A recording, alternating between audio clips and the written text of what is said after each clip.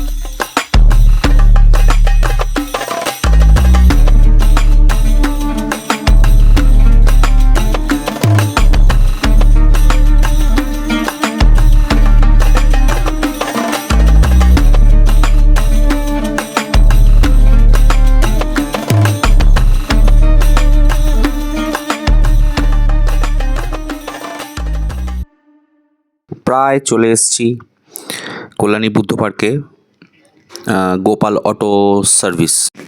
এখানে বলল এটা হতে একটু সময় লাগবে, তাই আমরা বাড়ি ফিরতে ফিরতে অনেক বেলা হয়ে যাবে, তো আশপাশেই কোথাও একটা খেয়ে নেওয়া যাক। এই কল্যাণীর বুদ্ধ পার্কের ডান দিক দিয়ে ঢুকলেই একটুখানি এগোলেই হুকোমুকো হ্যাংলা বলে একটা রেস্টুরেন্ট আছে। আমি কোনোদিন যাইনি, ফার্স্ট টাইম, তাই ওখানেই চলে এসেছি। দেখি কি পাই, দেখতে থাকুন।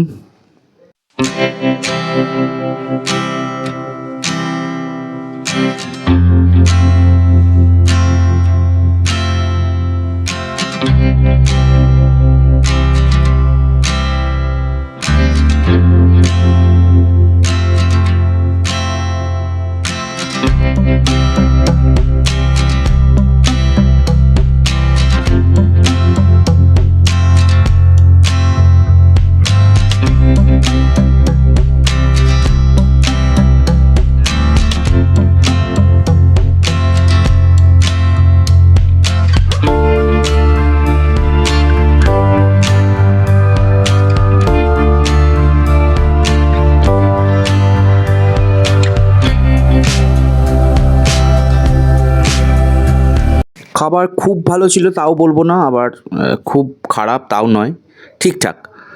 তো গাড়ির ওখান থেকে ফোন করেছিল, হয়ে গেছে গাড়ি। খেয়ে আমরা আবার রওনা দিয়ে দিয়েছি। পাশেই এই সার্ভিস সেন্টারটা, তো চলে এসেছি। তা এখনও পুরো কমপ্লিট হয়নি, অল্প কাজ বাকি রয়েছে। তো এই যে করছে, দেখা যাক কতক্ষণে কমপ্লিট হয়। এই যে সেই হেডলাইট দুটো আনা হয়েছে, লাগিয়ে আমাদের কমপ্লিট করে দেবে। বাইরে প্রচণ্ড বৃষ্টি হচ্ছে, মানে অস্বাভাবিক বৃষ্টি হচ্ছে বাইরে। তা এখন জানি না কখন থামবে, তো বেরিয়ে পড়তে হবে আমাদের বৃষ্টির মধ্যেই, কেননা অনেক দেরি হয়ে গেছে।